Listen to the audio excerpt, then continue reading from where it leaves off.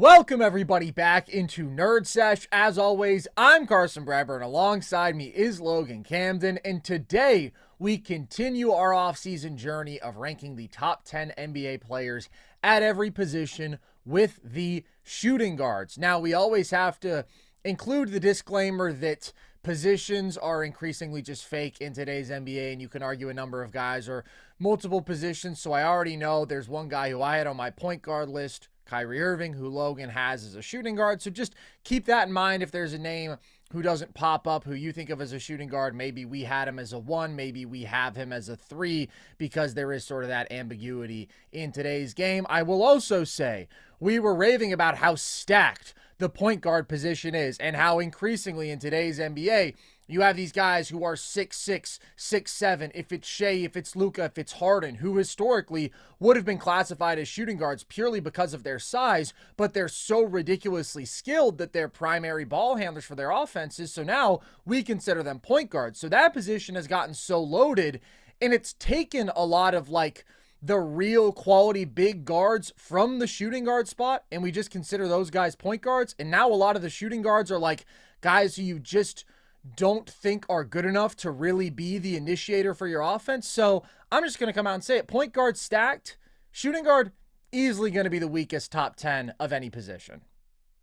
I completely agree. I felt the same way prepping for this show. Like, the cuts from the point guard list are painful. The guys who you include at the end of this list are kind of painful. But real quick, I don't think we need to spend as long explaining why we didn't have Ja Morant on the point guard list as we do explaining why we don't have Jalen Green on the shooting guard list. But who were some of your toughest cuts here? By the way, Jalen Green is not one of the toughest cuts. The bar is not that low, but it is pretty low. It's kind of in that archetype, though.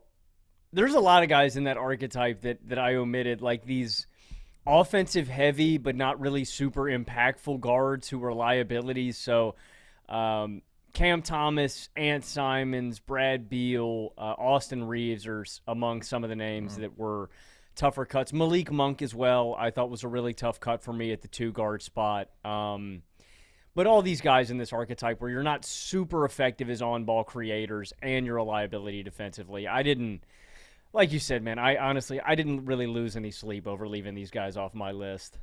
What they don't want you to know is Malik Monk is a point guard now. That's what they don't want you to know. That's what they don't want you to know, Logan. And he's one of the best in the game. And he was a painful cut for the point guard list, and I should have shouted him out. I agree with a number of those guys. I think you probably have this guy on your list since you didn't mention him. Norman Powell is probably my toughest cut, just because he is such a good offensive player. 22, 3, and 2 on 62% true shooting this year. Really great combination of slashing with insane shooting. Great off-ball scorer as a spot-up guy, but also had his best season as a pick-and-roll scorer this year where he was super efficient. He's an absolute bucket. I think his offensive game does translate, but I do think that with him, the lack of playmaking value is significant. I think that you see in the playoffs, he's not somebody who you really entrust with a ton of ball handling responsibility, so he wasn't as impactful there. And then he's a very, very mediocre guy defensively. So as you said, there's a lot of those talented offensively, but defensive liabilities guys who are sort of hovering around the end of this list. Ultimately, there's a couple guys in that mold who I think have more value as creators, as playmakers, as on-ball guys who I give the edge over Norman Powell. And a lot of these guys just aren't efficient enough, or they aren't skilled enough as playmakers to be really impactful players, even though they can put up their numbers. I will shout out one other guy who's in a very different mold, who I considered, just because he does make a distinct case, Andrew Nembhard. I thought about for a second, just because he is one of those rare guys who's actually pretty complete, who is a legitimately very good point of attack defender, but also brings you some legitimate on-ball creation and shot-making chops. At the end of the day, I just think he's too inconsistent offensively. I mean, in the regular season, he literally gives you 10, 5, and 3 on pretty bad efficiency. And then in the playoffs, he takes a step up, but the three-point shooting with him is inconsistent. He does rely a lot on a pretty difficult shot diet, so I ended up leaving him off as well. Without any further ado, Logan, let's get into your number 10 spot. Who do you have? Nembhard's a good shout, too. I'm not sure if you're going to have this guy on your list or not. In my 10 spot is a guy in a really unique archetype at the 2 guard, and that is Dyson Daniels. I considered a lot of these offensive-oriented guards, and it kept leaving a bad taste in my mouth having him on my list where I was like, okay, I really like Austin Reaves as a supplemental creator, as a spot-up guy, but he's a defensive liability, and I don't think he's extremely matchup proof when it comes to like the elite defenses in the NBA. I felt really similarly to guys like Cam Thomas or Ant Simons, who can certainly eat up volume and they can be decently efficient, but they're also defensive liabilities. Bradley Beal, is a cool third guy, but he's not really a great offensive player anymore, and he's a horrible defensive player. So to me, Daniels gives you the most complete value at any of those guys. And so you can look at his numbers and be a little bit underwhelmed, right? 14, 6, and 4. But I think he brings you really unique value, some supplemental playmaking, a high-level rebounder for a guy at the position, a decent scorer, but most importantly, he's an elite defender, one of the best on the perimeter in basketball, and he led the NBA in steals last season with 3 a game. And honestly, Dyson's still only in his second year of getting real burn, right? Like, he's had 3 seasons where he's been a rotation guy, but last year he finally cracked a rotation and really shone, and he's only 22 years old. Like, I think Dyson has more room to grow as a scorer, as a ball handler. Like, let me be clear about something. I don't think he's going to be like a 20-point per game, super efficient kind of guy, but there's more to tap into there where I don't think he's fully finished growing as an offensive product while bringing me this elite defensive value and high-level rebounding. And so when I compare it to other guys in that archetype that I'm talking about, I just prefer the complete value that Dyson Daniels brings me. And I did consider him higher on this list because there's a few other guys that are defensive liabilities similarly, but they're just significantly more impactful offensively, so I went with them. So Daniels is going to slide in my 10 spot. I have Dyson Daniels at number 10 as well, Logan. Let's see how far the Hive Mind can take us. Shout out Hive Mind. That's a Hive Mind reference, not even intentional. But I think that you laid out a lot of the reasons why he does make a legitimate good case for being on this list.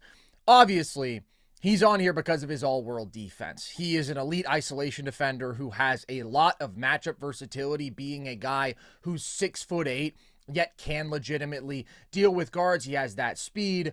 I don't think that he is like the best on-ball defender on the planet on the perimeter, but he's one of the best. And then his ability to generate deflections is unparalleled. Led the league there by far with almost 6 a game. Led the league in steals by far with 3 per game. That is the most we've seen this century. Led the league in drives stopped. Like, he's just an absolute game breaker on that end. Absolutely ties up so many loose ends for the Hawks defensively and fills a bunch of really important roles for them on that side of the ball. He's a game-breaking defensive player, which is extremely valuable because you talked about it, but you can find a lot of Cam Thomases and Ant Simons and Jalen Greens, and I think that the talent level these guys are at varies, but there are a lot of dudes who can fill up that offensive volume for you with meh efficiency, with not so great playmaking, with lackluster defense, who, yes, are talented, but they're not impactful. Dyson is not a very good offensive player, but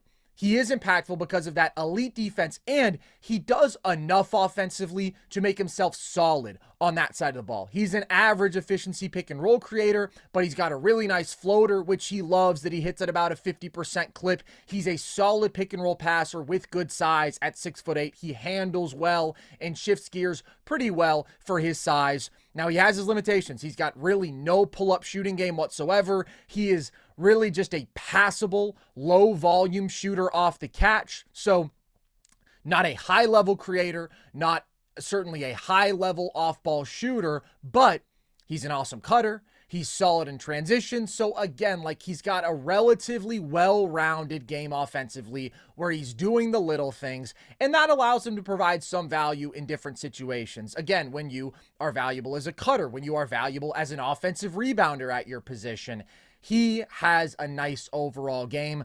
And I really think you'd struggle to find a situation where you don't want Dyson Daniels on your team. He is always in some way additive and a positive contributor to winning. And I would just take that combination of solid offense and elite defense over a lot of these other guys who, as I've talked about, yes, are skilled offensively, but not impactful enough, and then are pretty bad defensively. There's a lot of those guys. I'm kind of good off that. Give me the unique value that I get with Dyson Daniels. So we agree to start. Who's in your number 9 spot? The guy in my 9 spot is one of those guys I would consider in that kind of archetype, the offensive slanted guard who isn't super impactful defensively, but this guy rounded out his offensive game enough last season to where I'm pretty content with having him on my list. He was actually my most improved player of the year. That is Tyler Herro. Last season, Herro gave you 24, 5, and 6 on 60.5% true shooting. And really, the reason why I'm good with having him on this is because of the leap we saw in downhill pressure and playmaking. 2 years ago, just 8.6% of Herro's field goals attempts came from inside 3 feet. That number spiked to 13.7% last season. And not only do we see him take a more higher volume of shots inside 10 feet, actually in total was just more, but he just got downhill in general more. We also saw an efficiency spike basically in every area. From 52% in the restricted area, he improved by 13%. He went from 52% in the paint non-restricted area. Herro's always had really good touch in that kind of intermediate area, but he went from 52% to 56%. And then we saw him improve as a mid-range shooter as well by 5%. He's a 40% catch and shooter. He shot 43% on pull-ups. But that was his core limitation, right? It's just Herro never got downhill to the basket. He never got inside. He had very limited playmaking value because of that. And now he's a legitimately good rim attacker, and he's a good playmaker. Now, I do still think you see shortcomings in Tyler Herro's game in the playoffs, like just hard defensive matchups. Herro's just not a number 1. And that's a reality with him. He's a very good number 2, in my opinion, offensively, but he does struggle with ball pressure against stronger defenders. Like, he's not super physical. And sometimes, he's very dependent on that tough shot making. When that tough shot making isn't going, even though he does pressure the rim more, he can struggle in certain defensive matchups. And that's what limits him from being higher on this list. But honestly, I never expected Herro to get like this. I kind of thought the early version of Herro, the really good pull-up shooter, the pick-and-roll guy, I thought that was, we had seen him kind of peak. He was going to be a very good spot-up player, a decent guy at a pick-and-roll, but mostly a guy dependent on pull-ups. But he has rounded out his offensive game. He can legitimately handle the ball now and play make for his teammates and get downhill. And that, for me, is enough to justify him on this list and his archetype being on this list. So in number 9 is where I slot Tyler Herro at. I have 2-time White Boy of the Year, Tyler Herro, at number 8 on my list. And I do want to be clear. We've talked about this archetype a lot. It's pretty common at the shooting guard position. But I think that Herro falls into a different category than some of those other guys who I was mentioning, Cam Thomas, etc. Because he's actually efficient. He's really efficient. He's actually gotten to be a pretty good playmaker, and so that makes him a more impactful offensive player overall. And like this year, a pretty good offensive engine for a Heat team that did not have much offensive talent. He improved the Miami offense by 6 points per 100 possessions. That's a pretty damn good floor-raising job when you consider the lack of creation alongside him, the inconsistency offensively from Bam, who struggled so much early in the year, just kind of average shooting alongside him. Jimmy obviously not suiting up for the team for more than 25 games. A lot of offensive responsibility fell on Herro, and he handled it pretty damn well. 68th percentile efficiency pick and roll creator, 73rd percentile isolation creator, and you mention a really nicely well-rounded 3-level scoring arsenal is something he's put together. He's really improved in his ability to get to and finish at the rim. He is one of the best floater range guys in basketball. He shot 56% on floaters. That's a ridiculous number. And then he shoots 35% on pull-up threes on high volume. That's very good. He also shoots 40% on catch and shoot threes on high volume. So there's off-ball value there as well. And he's definitely improved as a passer. I think he put together a really great offensive regular season. I mean, the guy was an all-star, for God's sakes. The playoffs were a struggle for him. I think that you mentioned some of the issues. He is very reliant absolutely on his pull-up shooting, and the 3-ball just wasn't up to his normal level in the playoffs. But also, he wasn't getting downhill at nearly the same rate that he was in the regular season. The guy attempted only 6 shots in the restricted area across those 4 games. He made 3 of them. So you're getting very limited rim pressure from him in that playoff series. He wasn't getting to the line at the same rate. He wasn't creating for others at the same rate. But it is tough to judge too much off a 4-game sample, so I think you can give Herro a little bit of a knock for that, but ultimately I think you look at the rest of the competition, he's just too talented and too good offensively to be any lower than this. He's kind of like the souped-up version of another, I want to say one-time White Boy of the Year winner, who I do have in my number 9 spot. Austin Reaves, Logan, does pass the same threshold that we're talking about at a high enough level to be on this list, because I think that, like Herro, compared to some of these other guards who we're talking about who you can find in abundance, Austin Reaves is really efficient and he's really quite a good playmaker. Like, considering that he's not a primary ball handler, he's pretty good at the position. So this regular season, Reaves gave you 20 points, 6 assists on 62% true shooting. He was an 82nd percentile efficiency pick and roll scorer, a 81st percentile efficiency isolation scorer, and a 93rd percentile efficiency spot up scorer. So you see that really appealing combination of on-ball value where he can float your offense in stretches with just him and LeBron out there, or when he's like the lone real ball handler, or offensively, this guy still works great alongside Luka and LeBron because, yes, he can break down a more favorable defensive matchup, but also he's such a great shooter off the catch. You can use him setting go screens, and he can play off of other stars really well offensively. So there's the aspect of versatility there that I like as well, but on ball, the guy's got elite craft. I think that's always what has stood out most about his game. He plays with phenomenal pace, changes pace well, but really throughout the regular season, you never felt like he was sped up. He was always in control, and he's able to manipulate defenders pretty masterfully. He is one of the top tier foul drawers in basketball, and he does that in spite of not being somebody who really pressures the rim with that conventional athleticism. I mean, it is just the trickeration that gets him to the line so much, punishing defenders for a lack of discipline. But he is quite an efficient rim finisher, especially considering he's not that kind of above the rim athlete. And he is also really good from floater range and a really high level 3-point shooter, both pulling up and off the catch. And then he does have that aspect of legitimately being able to make those basic reads quite consistently as a playmaker to bring positive value there as well. But the playoffs were a struggle for Reaves. And after he had this home stretch of the regular season where he was putting up whatever it was, 23 points a game with great efficiency for quite a bit, you get into a playoff series, and against that elite Minnesota defense, he felt overwhelmed athletically by their physicality, by their ball pressure. His lack of burst and of a quick first step limited him, because when they're allowing that level of physicality at the point of attack and hand checking, like, he can't get past them with his shiftiness in that same way, and he doesn't have the straight speed to get past them. And so all of a sudden, he's not getting downhill. He's not getting to the line at all. Austin Reaves, this guy who in a regular season game, can give you 6 free throws a night, can at times get into the line double digits time in a single game. He attempted like under 2 free throws a game in that series. So that was concerning, but I do think, even though that's worth noting, those issues with physicality and elite athletes for him offensively, he is a really good offensive player. And I think you have to point out that a lot of the frustrations with Reaves are much bigger in the context he's currently in, which is playing alongside Luka Doncic. And I specifically point at the defense there, because I think Austin Reaves is pretty clearly a better defender than Tyler Herro. This is not a high bar that we're setting, but Herro is a guy who gets picked on relentlessly. Austin Reaves competes. I mean, in some true dark days for the Lakers, we saw this guy take on the Jamal Murray matchup in a playoff series and do a decent enough job.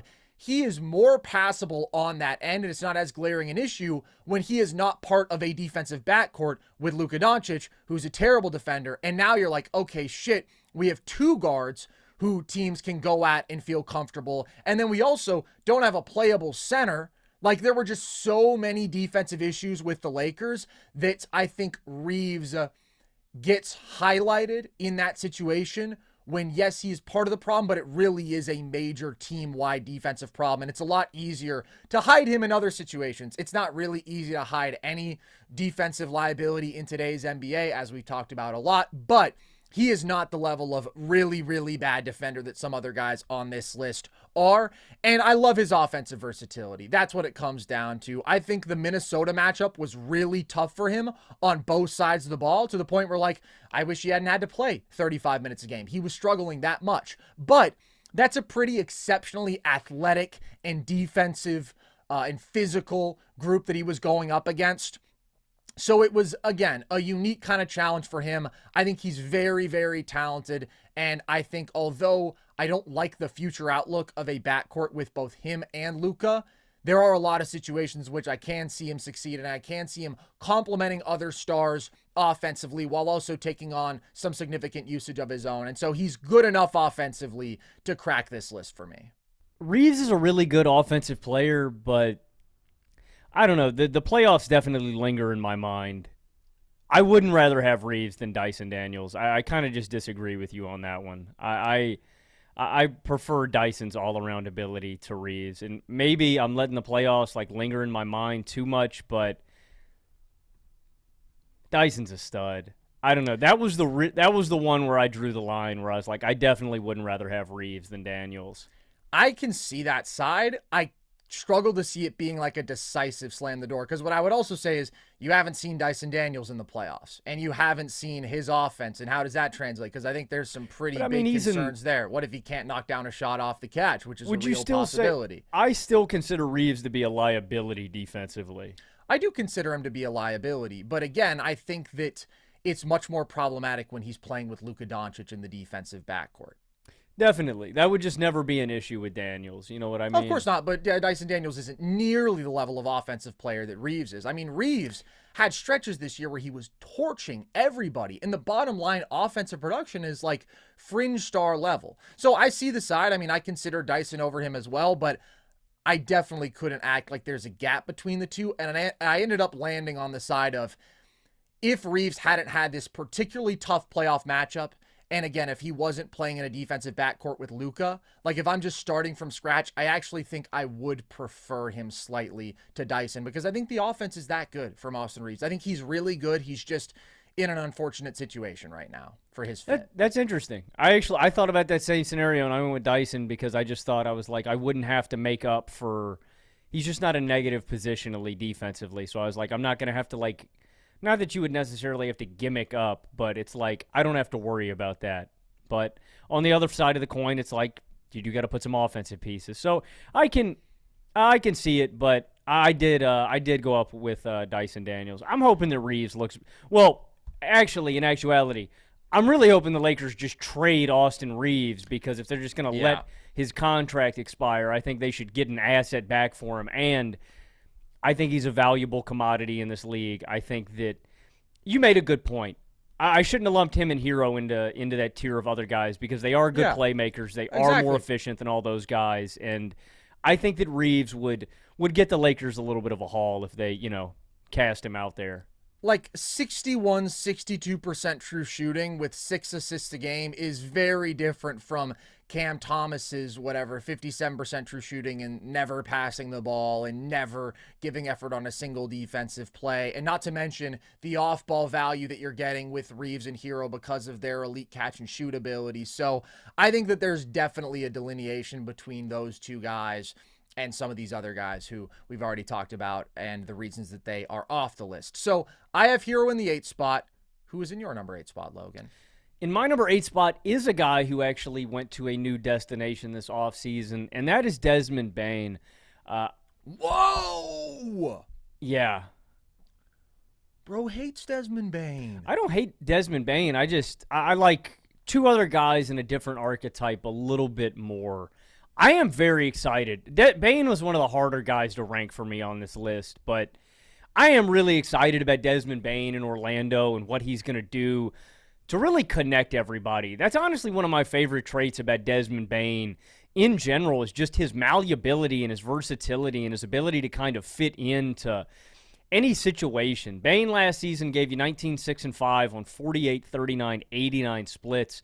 He's a 43% catch and shooter. The Orlando Magic desperately need shooting on the wings. And so I'm obviously excited about that aspect of Desmond Bane being injected into the Magic, is his ability to just bring some instant offense, spacing the floor, and be a nice spot-up guy. But I think I'm more excited about him being a connective playmaker and passer. I think that's one of the most underrated things about Bane is he can kind of get pigeonholed into this, straight-up spot-up shooter kind of archetype. And Bane's got legitimate playmaking chops. Like, he's a good passer out of pick and roll. He, made some skip passes last season. He's a legitimately good passer and decision maker, and I think he's going to do a really good job next season of just connecting everything in Orlando. This team has been devoid of a guy like that. Now, obviously, Suggs gets hurt last year, and he's a decent playmaker too, but that's not Paolo and Franz's bread and butter. Those guys are scorers, and I think Bane can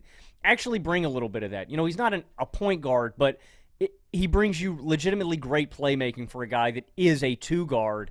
And there's just two guys that are elite defenders, and I prefer their skill sets with what they do bring offensively in comparison to Bane, and that's why Bane isn't higher on this list. I played Bane all the way up to number 5, so he was going to fall somewhere in between this 5 and 8 range. I ended up going with him at 8, but I feel like this is about as low as you could go with Bane. I do think that is as low as you can go with Bane. I have him a couple spots higher on this list. I think that he is really damn good. And last year wasn't his peak in terms of production. It was 19, 6, and 5 on 60% true shooting, which is still very good. But if you look at the year prior, he was putting up almost 24 a game on pretty similar efficiency. But I do think that there's a lot with Desmond Bane that makes him like a pretty ideal third option. He's got a really nice balance of that on and off ball value offensively, where he is such an elite shooter that he can extend defenses so far out in pick and roll, and he can make life easier for himself opening up playmaking reads in driving lanes where he doesn't necessarily have that sort of first step or that sort of really, really high level natural playmaking ability to just like manufacture those opportunities if he couldn't also draw the defense so far out with the threat of his 3-point shot, which is his offensive superpower. But he does parlay it nicely into all around offensive value. And then he's also obviously great spotting up, coming off screens, playing off of some of those off ball actions. He's really good in transition. Just a very well-rounded offensive player, and defensively, he's solid, and his passing is legitimately good. Like, that ability to be a connector and that ability to create out of pick and roll for others is a big difference between him and one other guy who I think are extremely close on this list, who's a more gifted pure scorer, but is a significantly inferior passer to Bane. So he's just a very, very solid all-around two-guard, very good player. The playoffs were a complete disaster for him. 15 points per game on 44% true shooting. It was brutal. Part of it was he just couldn't hit an outside shot, which is uncharacteristic for him. But also, he got overwhelmed physically by that OKC defense. But what I would say is it's the Thunder. And they're just on a completely different planet from everybody else defensively. They were this past year.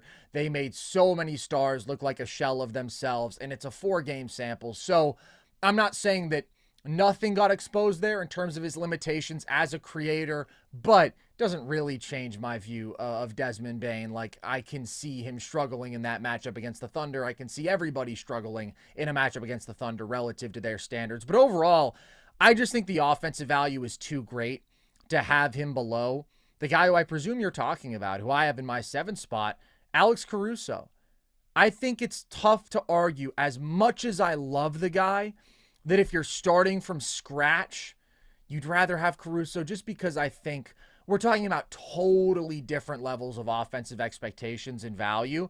I do think that Caruso is easily among the 10 best defensive players, arguably among the 5 best defensive players on the planet today. I think he is the best defensive guard that we have in basketball. Per 36 minutes in the playoffs, this guy averaged 3 steals and a block per game. His matchup versatility was absolutely diabolical. Like, if you just go series by series, we saw OKC put him on Jaren Jackson Jr. and front him and bother his handle and just make life hell on him with physicality and elite hands. Then we saw him at times draw the Jokic matchup. And obviously that was a game-changing element of OKC's dominant Game 7 victory, where he's doing a lot of the same stuff, fronting, but also throughout that series. I mean, he just made some incredible anticipatory plays where his defensive IQ and instincts are so ridiculously high, and he's jumping passes that Jokic is trying to make, and he's just all over the floor with constant maniacal effort, 100%. His motor is probably the best in basketball today, certainly top tier. So his off-ball defense is also elite. I mean, he's really a good shot-blocking guard. The guy does everything. He's an elite point of attack defender. He's an elite screen navigator, but then he also can legitimately deal with these big forwards and make life really hard on them. There's no matchup that he is going to shy away from. And truly, I don't think there's any matchup, at least within the context of like having OKC's defense around him, having that sort of speed, having their ability to double, that Caruso is not equipped to handle. That's an insane thing to say about a guard. He's a complete freak. And truly, like, one of the best defensive guards we've ever seen. And then you get into the playoffs, and on offense, like, he's also a positive. He's a 41% three-point shooter. When you face a zone, he's a guy you can put in the middle, like around the nail, and he can make the reads, and he can make the little push shots that are available, but also you can put him on the baseline, and he's cutting to the right spots with perfect timing. He's making all the connective passes in your offense. He's opportunistic in transition. He's handling some, like, I think that Alex Caruso brings you top 50 kind of impact. I don't care about the numbers with him. He is the kind of player who swings titles, who swings big games, whose defensive value is so monstrous that he is just going to induce off days in some really good offensive players. I want him on my team every single day of the week, no questions asked. And we know you can win a title with him as a top 4 player on your team. We did just see that. So I say that I think that Bane has to be above him because the offensive difference is so big. But I also think that when I compare Caruso to guys like Herro, who are much bigger defensive issues than, say, a Desmond Bane, who I think is solid on that side of the ball, that's where I think actually the value does favor Caruso, because he's that great defensively and he's going to fit in anywhere offensively and he's going to do the little things. I just think it is worth considering that, like, Desmond Bane has shown the ability to give you 24, 5, and 6 on pretty good efficiency, playing on and off ball while being very solid defensively. I think you can win a title with Caruso as a top 4 player. We just saw it. I think you have a very good chance to win a title with Desmond Bane as your 3rd best player if you put the right pieces around him. I just think that offensive skill, there's enough of a difference for me to go Bane. Yeah, I mean, there's definitely a difference, but I mean, Caruso gives you absolutely destructive defense, and I don't think the numbers do him justice. I think his role in the regular season was greatly reduced. Maybe I'm letting these last playoffs influence my list a little bit too much, but I really think if Caruso was in a bigger role as a ball handler, I think his numbers would be better. I think we saw that in Chicago when he was playing a little bit more. He's a 38% shooter off the catch. I just think that Caruso could do a lot of the stuff, like the supplemental playmaking stuff that we're talking about, the pick-and-roll ball handling, the intermediate game, the cutting. He brings you such supreme off-ball value. I think he is a solid on-ball creator, and he's one of the best defensive players on the planet. I just think Caruso's a winner, and I want him more. Yeah, I just totally disagree with the implication that, like, he could fill an offensive role remotely similar to Desmond Bane. I don't think he could give you those kind of numbers. I think he could give you 15 and 6. Yeah, that's a lot, man. I don't know. I mean, I love Alex Caruso as much as anybody on the planet, save maybe our buddy Mars. The guy's a career 7-point-per-game scorer for a reason. It's not because of a lack of offensive opportunity. I mean, you can say, okay, yeah, he's a guy who rises in the playoffs and he's going to get more minutes then, and that's why he gives you 9 points per game. I'm saying if Caruso gave you 33 a night, I think he could do that.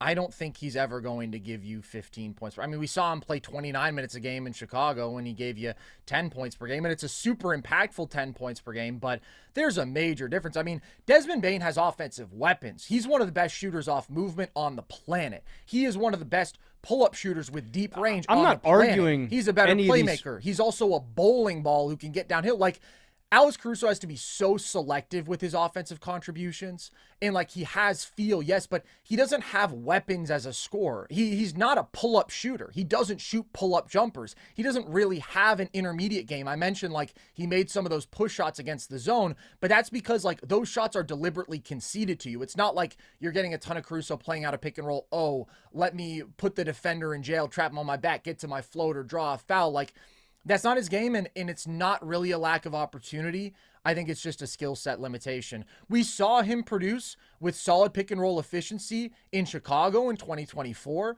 So I'm not saying there's nothing there, but I am saying 15-6 is a lot. I can't see a situation, honestly, in the NBA where he's being entrusted with that kind of offensive responsibility, at least a serious situation. So that's where I would take issue with saying that it's like, oh, well, if he were given more of a chance.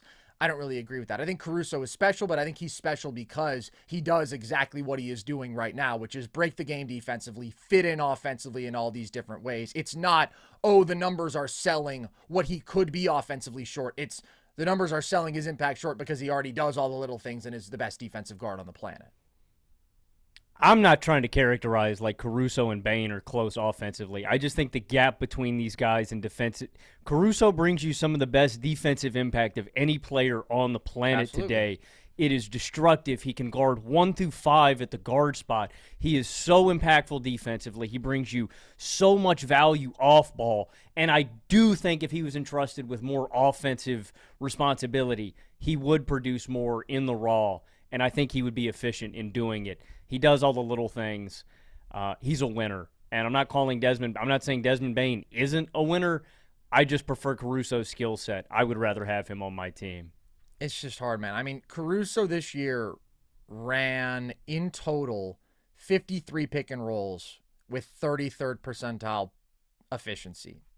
Like, it's just very low volume ball handling responsibilities that he's entrusted with. And again, like, I just don't see the weapon. He just doesn't have the scoring game. He has to be somebody who fits in offensively, and he is great at fitting in offensively. But when you compare it to a guy who, again, has the offensive ceiling and the offensive skill that Bane does, while not being a liability defensively, I'm going to give the nod to that guy. But I am still extremely high on Alex Caruso. I had him top 10 in this list last year when a lot of people thought that was crazy. I had him in my top 10 defenders on the planet last year when a lot of people thought that that was crazy. So I've been respecting Caruso over here. I just think there is a certain threshold where dudes are just so much better than him offensively and are in such larger roles that I'll give them the nod. But I still have him at number 7. Who is in your 7 spot, Logan?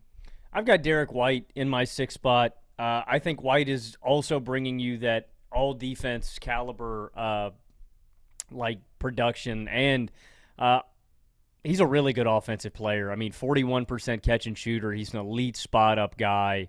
He's just got a really well-rounded game. I mean, I legitimately think that Derrick White is maybe the best 3-and-D guard straight up in basketball, just with what a special shooter he is. Anytime I see Derrick White take a pull-up 3 or a 3 off the catch, like, I just never think Derrick White is going to miss. I am shocked and appalled when Derrick White misses a shot because it's shocking. I mean, once he shaved his head, I think he improved his 3-ball by like 10 more points. He was already a great shooter beforehand, but with like that less drag, butter smooth. For sure. The case I was making with Caruso, I would make a way more exaggerated case with Derrick White in terms of the offensive production. Like, I do think that if Derrick White was in a different spot where he wasn't like the third guy, or I mean, I guess you could argue him is the second guy on certain occasions, if you don't have Brown or Tatum. But if he was in a bigger role, I definitely think Derrick White could be like a 20-7 kind of guy if he was like the number 1 or number 2 option. I think he is legitimately that good as a pick-and-roll ball handler and a decision maker. But the real thing is, I mean, he is a special pull-up shooter and has elite touch and is one of the best defenders on the planet at the guard spot. I mean, one hell of a defensive playmaker.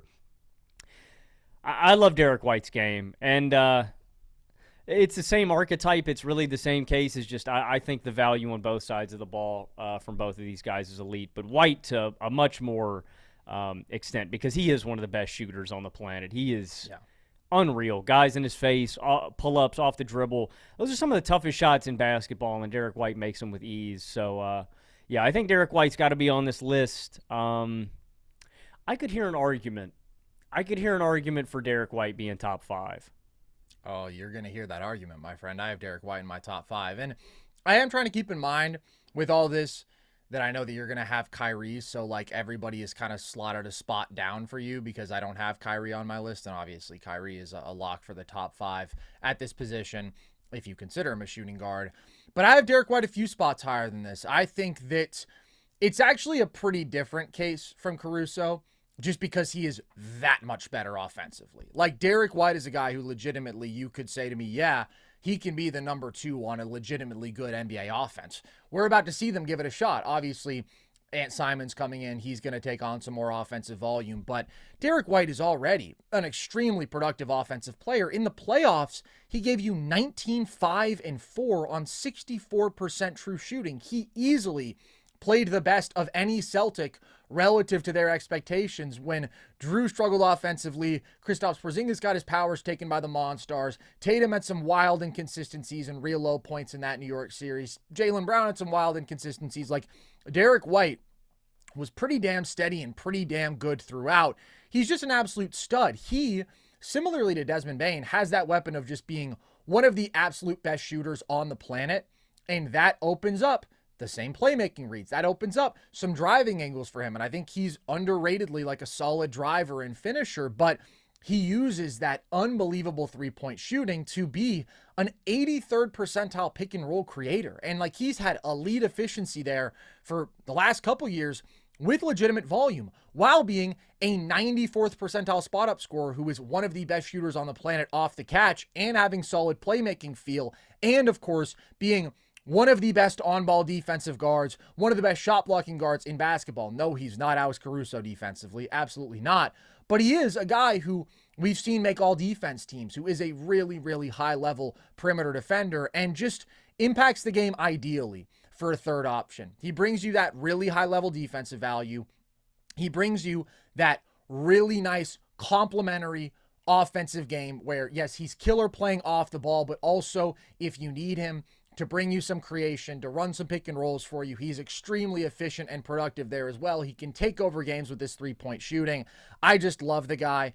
There's somebody outside of Kyrie who I think you're going to have higher than him, and I see the talent, and the talent is great, but I don't think there's really much of an argument for me right now that I would rather have that guy than Derrick White, just because I'm so confident in Derrick White's winning value. And that player is Zach LaVine, who I land on at number 6 on my list, which is tough. So I have Bane one spot above him at 5, and I have Derrick White at number 4. Bane versus LaVine is really, really tough for me because I do think that LaVine is more talented. And there's some ridiculous Zach LaVine numbers that I want to read off because they're just insane. He averaged 23, 4, and 4 on 64% true shooting this past year. Here's every guard ever to average 23 points per game on 63% true shooting in a season. Reggie Miller did it once. Damian Lillard did it once. SGA has done it twice. Steph Curry has done it 6 times. And Zach LaVine has done it twice. He's in the multiple time club with just Shai Gilgeous-Alexander and Steph Curry. And yet, you have this paradox with him where this was his 4th straight season with a negative on-off number, where his team was worse with him on the floor. But then you look at what he was doing in Chicago, and it was just unbelievable efficient offensive production. 87th percentile pick and roll scoring efficiency, 93rd percentile isolation scoring efficiency, 94th percentile spot up efficiency, and he improved their offense markedly by 4 points per 100 possessions. His overall efficiency last year, the guy shot 56% on 2s and better than 44% on 3s. The only other players in NBA history to do that in a season while scoring at least 20 points per game are Steph Curry in 2016 and Kevin Durant in 2021. So he's in some of these ridiculous clubs for combining scoring volume and efficiency. And he just has this incredible combination of elite slashing, elite rim finishing, dominant transition scoring, where he's one of the best in basketball, otherworldly shooting, both pulling up and off the catch. I mean, 44% from 3 on high volume is ridiculous. And that blend of overall elite on and off ball scoring, he's just so damn talented. And I'm interested in seeing exactly where you have LaVine because I think I'm higher on him than most. I think there's a lot of people who cast LaVine aside as like an empty numbers guy and as a loser. And I can't get there. I just can't quit this guy because he's so damn talented. In fact, I thought he should have been an all-star this past year because I thought in Chicago he was playing at a really, really high level.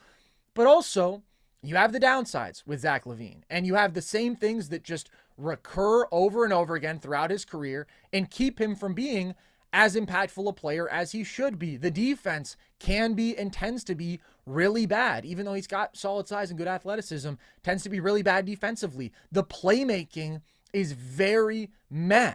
And it's not a coincidence, therefore, that year over year, his teams are just a little bit worse when he plays. And a lot of people, I think, would knee-jerk say, okay, but his teams suck, right? And that's why it's not a Zach LaVine problem. It's not that he's putting up empty numbers. It's just truly the situations around him suck.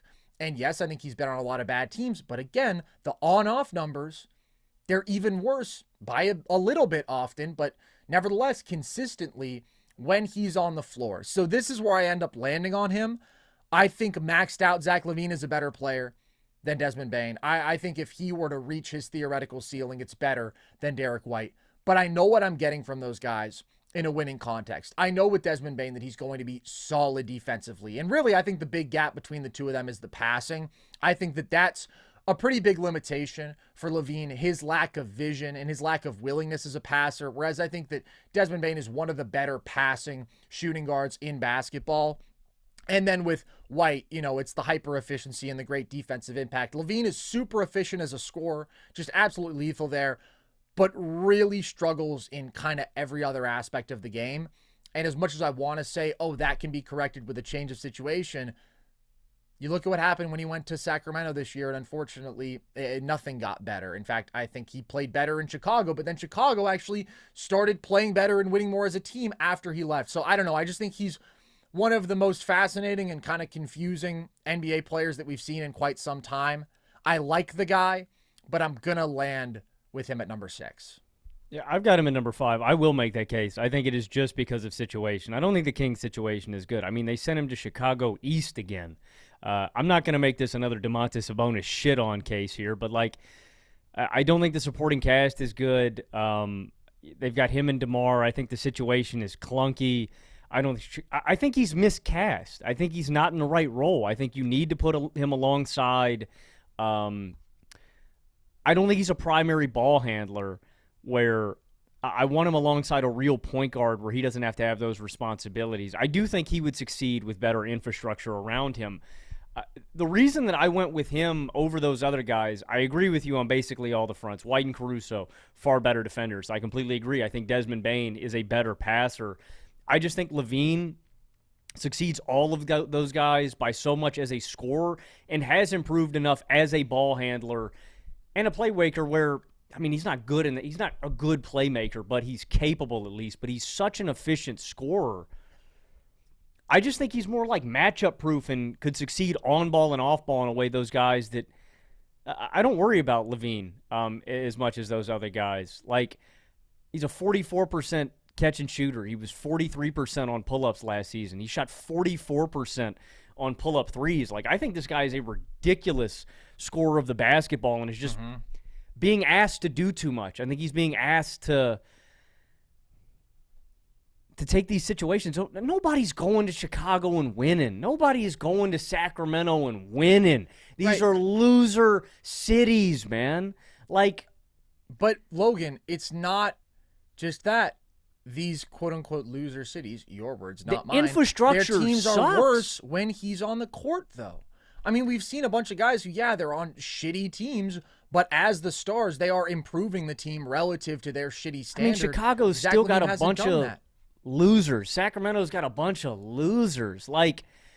I think you give LaVine different infrastructure, and we'd view him in a different prism. Now, I wouldn't take it as far as to say that, because I've heard some people say that he's like Mitchell or like D-Book or like he's on that. I don't think he's in that tier, but I do think he's in the next tier below those guys in this tweener range. I don't know, man. I think that even though he is an incredibly gifted scorer, there's an argument that, I mean, the guy's basically fucking souped up Norman Powell, right? Where you have like this guy who's a lethal scorer. But listen, hear me out on this. LaVine is bigger. He's even more athletic. He's better. Obviously, that's what souped up means. But they're these two phenomenal slashing guards, two phenomenal three-point shooters, great, super efficient play finishers, and very efficient pick-and-roll scorers, but both really lacking defensively, especially in LaVine's case more so, and severely limited and lacking as playmakers. That's probably the biggest limitation and issue with LaVine.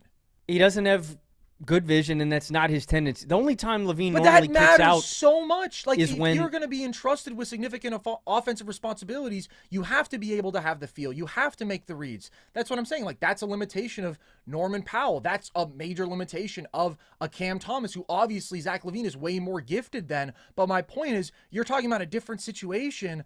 Man, how many great shooting guards are we going around saying, well, he has to be paired with an elite playmaking point guard? Like, that's not the expectation. What does Devin Booker do? What does Donovan Mitchell do? They grow as playmakers because you have to be able to do that as an initiator to be considered a great offensive player in today's game. I'm just saying that they're casting him in that. I'm not even saying he needs to be with an elite playmaker. I'm just saying if he could have somebody else to turn over to that was a solid playmaker. Like, he's next to DeMar again in Sacramento. It's like the running back Chicago. But you can't act like he's in offensive hell here, man. Like, the Kings are a good offense. The spacing still sucks, man. But there's a lot of talent there. They were the number 7 offense in basketball. And they were a really good offense before LaVine got there, and then they were a similarly good offense as he stayed there, just because, you know, the him for Fox swap kind of roughly canceled out offensively. I think LaVine is an elite on-ball and off-ball scorer. I agree.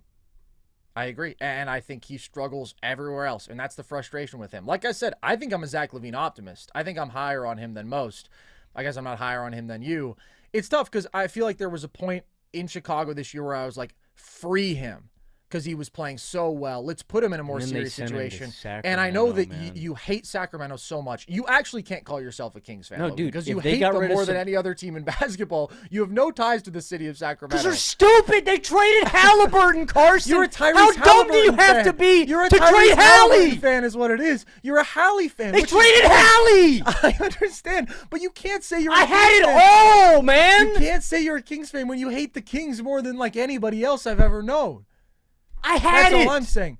I know. I love Hallie. They took him from me, man. I know. And I'm sorry, and we'll talk about that after. I'm gonna cry, dude. I think I'm going to cry. I know. All right. Well, we can move on from this. All I'm saying is I'd love to see the best version of Zach LaVine, but it's tough, man. I mean, when you've got a half decade of this level of ability, and the guy is so talented, and yet the same limitations just continue to come back to hurt him in terms of impact. Like I said, I just feel more confident in Desmond Bane, Derrick White scaling into their roles in a situation where you're really winning at a high level. But like I said, LaVine versus Bane was a really, really tough debate for me because I was like, well, what if Zach LaVine had been the third option in Memphis? Maybe I would say that he does get the nod over Desmond Bane. And if Desmond Bane had tried to float some of the offensive situations that LaVine has in Chicago, I don't think that he probably would have held up quite as well just because of the difference in pure scoring ability. But I do think both these guys at the end of the day kind of have to be your third best player. And I think that Desmond Bane is better at filling that number 3 role. And I think that Derrick White is better at filling that number 3 role. So you have LaVine at 5. In your 4 spot, you have... This is where I've got Kyrie. And we talked about Kyrie a lot last time. Kyrie's kind of like souped up Zach LaVine. Not like athletically, but in terms of on-ball and off-ball. I mean, he's such a special scorer. He's 44% off the catch last season. He's a lead as a spot-up player. And I do think he's more suited to be in that secondary role. We talked about this last episode, but he is going to be tasked with primary ball handling responsible duties, and I think he's going to be successful. He's still 92nd percentile out of the pick and roll as a scorer last season. He was an 85th percentile isolation scorer, 80th percentile on post-ups. Kyrie is still a very good bucket getter, and he is a good playmaker and a solid defender. And when we are talking about those marginal winning, because I think you can just LaVine's one of the most skilled and talented guys in all of the league. When we are talking about these winning contexts, Kyrie's a much better playmaker. I think Kyrie is a better defender. And he just got this old man craft that I love, man. I love seeing these guards. Like Harden. Harden's grown on me a lot in terms of just, yeah, it's like watching an old guy at the pickup, man. It's endearing. It's like, wow, this guy's still got it, and he's so crafty, and he's so smart. And I feel that way about Kyrie, man. He's just got this mastery of the game and just feels in complete control when he's really got it going. And so in comparison to everybody above him, those guys are way more in their athletic prime. I think they're all more talented scorers. They've got different limitations. They don't have limitations on size the way Kyrie does, but Kyrie is still a very good basketball player. I would take him on my team in a heartbeat, and I think he could be the second best player on a championship team at this stage in his career, and I am praying for a full and speedy recovery for Kyrie. I can't wait to see him back out there with Dallas, and hopefully, I don't know, man, make them a real legitimate contender. I think Kyrie is probably well, let me be clear. There's a lot of factors and swing factors for Dallas. I think AD obviously has to be healthy and fully, at 100%. But to me, Kyrie would be the X factor in determining if Dallas is going to go on a deep playoff run next season. Yeah, it's either him or Flag to me, because Flag just has to take on a pretty significant offensive responsibility, and we'll see you even think how ready he is for that. When Kyrie's healthy. I still think they need more ball handling than just Kyrie. I mean, Kyrie doesn't have the skill set to be like your lone perimeter creator. I think we've talked about this. He's really best suited to be your number two, especially at this point in his career. He has to be the number one from the perimeter in Dallas, but they need somebody else who can alleviate some of that pressure. And I think that Cooper Flag is the guy you look to on this roster to do that. So he's really important. But Kyrie, you just have the question of okay, is he going to be 100% coming off the ACL? So he is absolutely pivotal, and he does have to play some of the best offensive basketball of his career if they want to make a deep playoff run. He's got to be able to be that level of offensive engine, not the ultimate complement to a Luka Doncic, which he was so great at, but actually the guy who is carrying that primary offensive load. It'll be interesting to see how he handles that.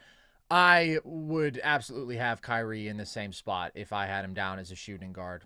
I mean, there's just no question. He's multiple tiers above everybody below him, but I do think the top three at this position is pretty stamped. So, who do you have in your third spot, Logan? The time-old debate, Donovan God, Mitchell versus Devin Booker. We are doing it again for round 500, baby. Yeah.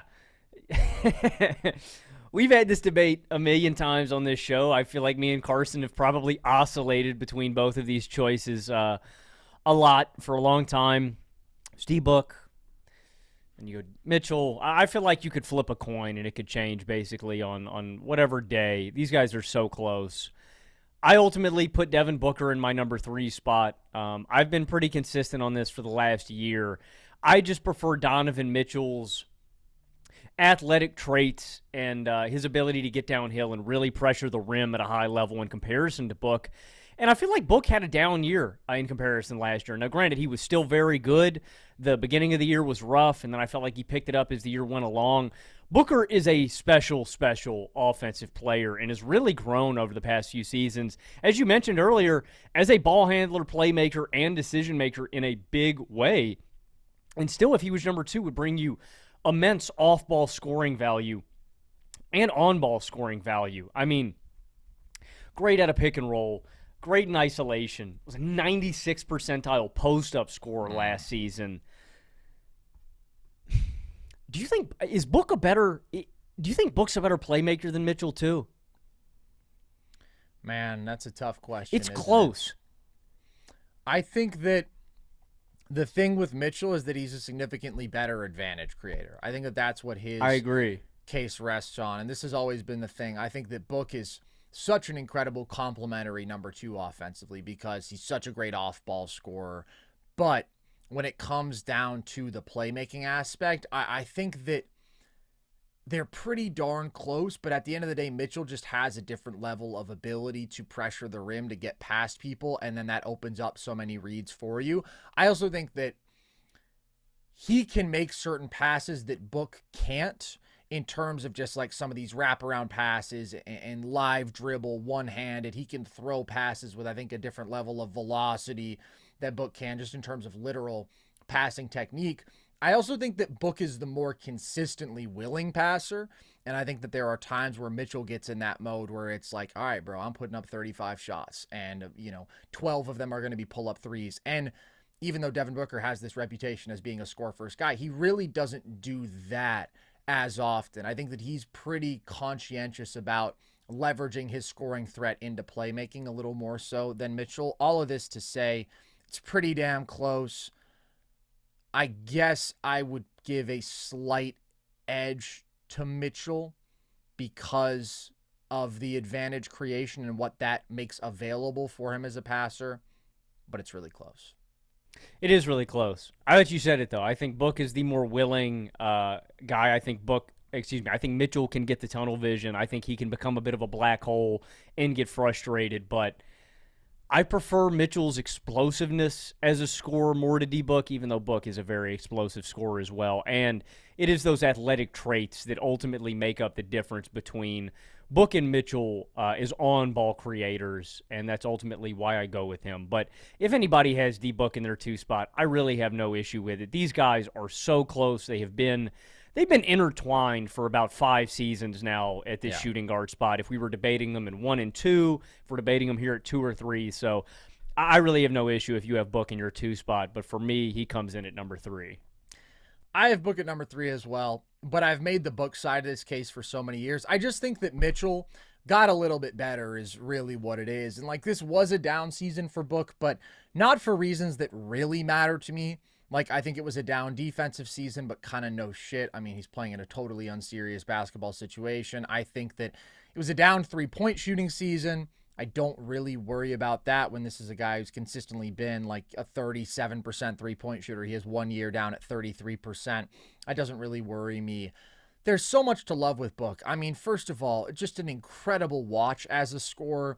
Such a complete scoring guard. He does have a unique off-ball scoring ability, coming off of screens, spotting up, but then also the artistry as an on-ball scorer. His ability to shoot 52% for mid-range, which is what he did this year, is absolutely ridiculous. He dominates that intermediate range at one of the highest levels in basketball, and then is an efficient finisher at the rim and hugely an elite foul drawer. This is a guy who routinely is getting to the line 6.5, 7 times a game over the years. And because of his scoring versatility, because of his willingness as a passer, where this is a guy who's averaged 7 assists a game the last couple years, I really do think that he works alongside a number of different players offensively. It's just unfortunately the Suns try to put him alongside 2 other guys who are not high-level playmakers, who are not high-level athlete rim pressures, who also want to live in the mid-range, and obviously the redundancies there just came back to bite the Suns in a big way pretty much immediately. I do think the edge for Mitchell is the explosiveness, and it's the scoring ceiling. Devin Booker, even though he doesn't have that reliable rim offense, he's so good as a shot maker. And he gets to the line at such a high rate that, I think his scoring floor is actually quite high. Now, we did see him, truly outmatched athletically in that series against Minnesota in 2024. His bottom line numbers from that series still actually look really good because he just went so crazy in Game 4. But the first 3 games were a struggle. Mitchell is never going to find himself in a situation like that. There's no defense in the world that is going to physically, athletically overwhelm Donovan Mitchell. His ceiling, when he fully commits to getting downhill, is absolutely ridiculous. And when he fully commits to playmaking for others, it's absurd. I mean, this is a guy who it is so hard to keep out of the paint. Then once he gets in the paint, he's got everything in his bag. He's got that windmill gather. He's got floaters. He's got euros and inverted euros and just the beautiful spin move. I mean, the totality of his bag, his footwork, his body control, his balance, his strength, his vertical athleticism, his finishing skill in the paint around the rim. It's pretty damn incredible. And then you also know that he has the potential to put up 10 3-pointers a game and make 40% of them. That's in there. I also think we've seen Mitchell improve as an off-ball player. I think that's allowed him to really thrive alongside Darius Garland. I think that when he buys in defensively, he's very solid on that side of the ball with his length and athleticism, even though he is a smaller guard. So it's incredibly close. I mean, to some extent, it comes down to preference, but I do think the ceiling with Mitchell is higher. And that's kind of what I bank on, even though you look at like this postseason and there are stretches where he gets too jumper happy and too shoot first. At the same time, he averaged 35 and 4 on 57% true shooting. And with Garland's, first of all, absence and then struggles once he came back because that guy couldn't even move, and the shooting struggles of everybody around him, like Cleveland just having a bad 3-point shooting series, really bad against Indiana when they were great there in the regular season. I get why Mitchell got into that mode. He really did kind of have to take over and do everything for the offense in the playoffs in a way that he didn't in the regular season. And I thought he did pretty damn well at it overall. I thought that if you look at the last 2 playoffs, because 2024, he also had some ridiculous masterpieces, like what he was doing to Orlando, especially in games 6 and 7 of that series. He has 50 and 39, and then he was tearing up Boston, too, before he gets hurt. It's just that ceiling with the downhill athleticism and force. When Donovan Mitchell is the best version of himself, it's better than Devin Booker. That's why I'm going to give him the slight nod here at number 2. Do you think both of those guys can be number ones on championship teams in an ideal situation? In an ideal situation, I think so. Because I think that Donovan Mitchell can win the ring with the Cavs as their roster is currently constructed. They're not my favorite, but I think that the potential is there. With Book, yeah, I mean, I think if you put a roster around him, as talented as the Cavs, honestly, I think if you dropped him on the Cavs, then I would still say, yeah, they can win the title. I mean, it would be a slightly different look. I think you'd be relying a little bit more on Garland's playmaking. He'd be running a little more volume pick and roll, but I think Book would be absolutely killer off ball and then obviously still bring you a lot of on-ball scoring value. So, yeah, I think if you dropped either of them on like a truly elite ideal roster, they could be the number one, but I don't think it's ideal to have either one as your number one if you're trying to win the title. I just saw this narrative kind of arising with Donovan Mitchell because D-Book's in a different situation with how they constructed the Suns. I mean, they've been nowhere close to actual contention with their roster. Let's put the 2 best isolation scorers in basketball on the same team with each other. I just saw a lot of takes where they were saying that Donovan Mitchell couldn't be a number one on a championship team, and I just think it's a misattribution error, and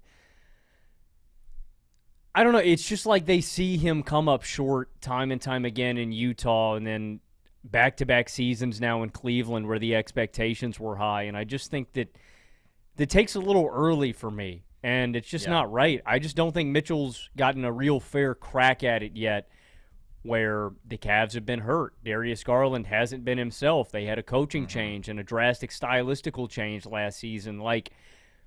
Again, I said it last episode with Garland and the Cavs. If you're going to buy a stock right now and hope it pans out at the end of next season, it would be the Cleveland Cavaliers, and I would buy very low if you can get it on Garland and Mitchell both, because I think people are just kind of overlooking them and taking the results from these past 2 years without a ton of context. I am still very high on Donovan Mitchell, and I really feel like when he has got a healthy roster that they're going to be very competitive. And you said it a lot in this offseason, Carson. I do think Cleveland is going to be the representative in the East, and I think it could sway public opinion on Donovan Mitchell. I just think, I don't know, man. People like getting a lot results or, Josh Allen is the most overrated quarterback in football because he loses to Patrick Mahomes. Mitchell sucks because his team is hurt. We just do a lot of these results-based thinking, and I think Mitchell has been a little bit of a victim of that. I think he could be the number one on a championship team. Yeah, and I mean, it's a team sport, for God's sakes, man. Josh Allen doesn't lose to Patrick Mahomes. I'll correct you there. The Buffalo Bills lose to the Kansas City Chiefs. That's just the reality of it. There have been a lot of circumstances that have gone against Mitchell and the Cavs over these last couple years in the playoffs, but he's given you, last 2 postseasons, 30 points, 5 rebounds, 4.5 assists a game on 58% true shooting. You just look at a good bit of that Pacers series, and Mitchell is just eating up free throws at such a monumental rate because they can't keep him away from the rim. You look at Game 6 against Orlando last year, I think he had 28 points in the paint. that mode, that version of Donovan Mitchell, that ceiling is just so damn high. The thing is, got to be consistent there. Got to be selfless. The pull-up jumper has to be going for him because you know that he's going to put up a fair number of them. And those are all fair questions. And if you are a pessimist about those things, I totally see the case for Devin Booker over him. But I think we've seen a lot of impressive stuff from Mitchell in the playoffs over the last 2 years, actually. I think it's been overall a level that makes me higher on Donovan Mitchell compared to lower, even though they've lost. I mean, yeah, obviously they lost to the Celtics in 2024, and Mitchell got hurt 3 games into that series. And then this year, DeAndre Hunter gets hurt, Darius Garland gets hurt, Evan Mobley gets hurt, and the Pacers are an amazing basketball team, and nobody around Mitchell can knock down a shot. And then even Mitchell gets banged up. Like, no, I'm not changing my view of him as a player because of that. Number one, though, Logan, I think is pretty clear. You may have had a debate about this after last year. I think some people even try to debate it midway through this year, but I think it's pretty clear who is your top dog at the shooting guard position, Logan, and please try not to cream audibly when you say it. Okay, well, you failed that. Failed that super fast. I didn't have a debate about this last year, but that's because I have an irrational affinity for Anthony Edwards. Anthony Edwards has continued to grow his game, and the biggest area where he grew last year was as a pull-up three-point shooter and a high-volume three-point shooter, and now we see him get to the 2 most valuable shots in basketball at a really high level. He's a great finisher at the rim. He finishes through contact really well. He's grown a little bit as a playmaker, but he really grew as a jump shooter and a perimeter jump shooter last year. He's 43% off the catch. He was taking 10 a game from behind the arc. He was at a 40% clip for most of the year last season. Dipped under that at the end, ended up at 39.5%. But special stuff from behind the arc and at the rim for Anthony Edwards. But you do see some of his shortcomings in the playoffs in the biggest area where he needs to grow, and that is in the mid-range and in the intermediate areas of the basketball court. In the playoffs last season, he shot 32% on pull-ups. He shot 30% in the mid-range, and his playmaking was inconsistent. And that ultimately is going to be what puts Ant over the top and makes him one of the best basketball players on the planet one day, when he can fully dominate every area on the court inside the arc. And I think he's going to get there. Is it going to be next season? I don't know. It could be. It could take him 3 years. It's just, Ant is one of those guys where I know if he makes a commitment in his mind to get better at that area of his game, he is going to take a leap, and it's going to be exponential.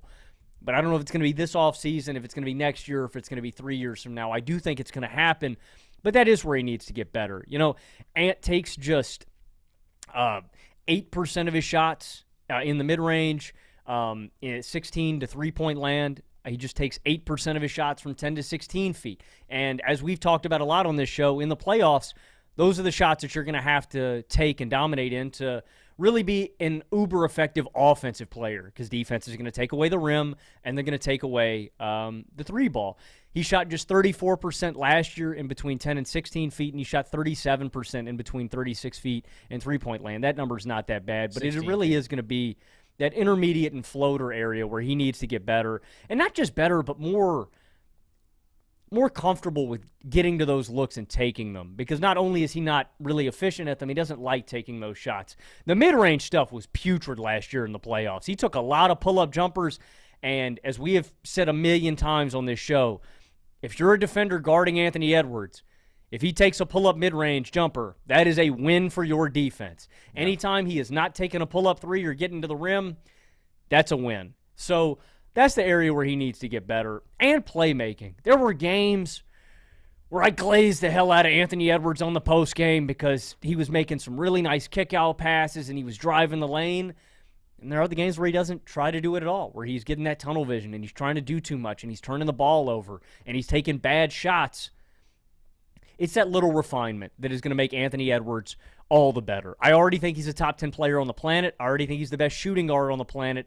But it's going to take him from moving from the back end of the top 10 into that top 5 kind of range. That's the next leap, and those are the areas he needs to improve on to take that kind of leap. But I can't really say with a ton of confidence that it's going to be next season. You know, I don't know. That's a that's normally an area where in like your 26, 27, 28 age where you really see that improvement from great players. Either way, he's clearly number one on this list. Definitely had the best year of his career.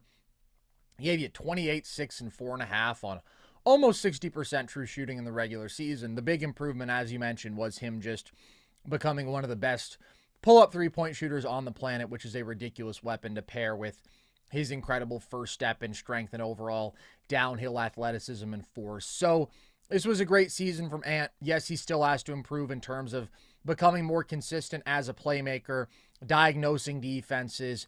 That vision is something that doesn't come as naturally to him. I thought he did a nice job of improving, like as that Lakers series went along as a passer, improving a bit as that Warriors series went along as a passer, but he still does need to be more consistent there. And then you mentioned just like some of that nuance as a scorer. He has the A-plus pull-up three-point shooting weapon. He has that pretty elite rim pressure and downhill scoring, although I do still think there's opportunity for him to improve there. I thought as a finisher, he left something to be desired in these playoffs, only shot like 58% in the restricted area, missed some layups that you would like to see him make. And then there is that aspect of like change in pace, comfort in the intermediate area, that like elite ball handling and control and the floater range stuff and the mid-range stuff and a lot of what you touched on that I think sets him apart from the absolute best scorers on the planet. You look at the guards like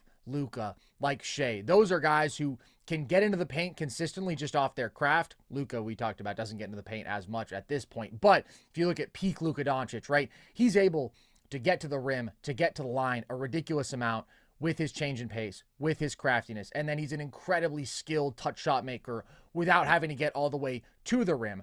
Shea has that, but then he also has that ability to be so incisive as a driver with his ability to vary stride lengths. And then the guy just has to get in the vicinity of the rim, and he's a crazy skilled finisher. Like some of those nuanced, skilled aspects of the scoring game are not there for Ant, and we'll see if they get there. I don't think that that's really where he excels as a player, but definitely the mid-range shooting has to get better. But he's the number one dog. I mean, he's the top dog at the position. He's just too productive. He's too imposing physically and athletically. And with the pull-up shooting improvement, with the fact that although he has his issues defensively as a screen navigator, with some of the lapses off ball, I mean, just with his athleticism and strength and size, he's a more impactful defensive player than these other guys who we're talking about. He's a much more impactful rebounder. And his game translates pretty damn well to the playoffs. We've seen that time and again. Ant is absolutely the best shooting guard in the game right now. Congratulations, Logan. Your baby boy has won. Your baby boy won last year as well, but I think that he does hold the crown even more convincingly now. Shooting guard, not the best position. We'll be back. Our next up will be, of course, small forwards. Oh, dude. Yeah. We're going to piss some people off with the front court. Front court, you got to make a lot of hard decisions, and that's just the way it is. Shooting guard, you got to make some hard decisions, but again, it's about who you include, not you exclude. For real. For real. Thank you guys for listening. Hope you enjoyed this one. There is plenty more Nerd Sesh content coming throughout the offseason. Of course, we've got our trivia episodes with a bunch of wonderful guests. We've got all of our rankings by position in the NBA right now. We've got some historical stuff, all-time debates, all sorts of stuff that you can check out on our YouTube channel and across all audio platforms. You can also follow us across social if you want. TikTok and Instagram at NerdSesh, Twitter at Nerd_Sesh, and you can join our Discord if you want to chat with the gang over there. So with that, as always, appreciate you guys. I've been Carson Brabber. I have been Logan Camden. And this was Nerd Sesh.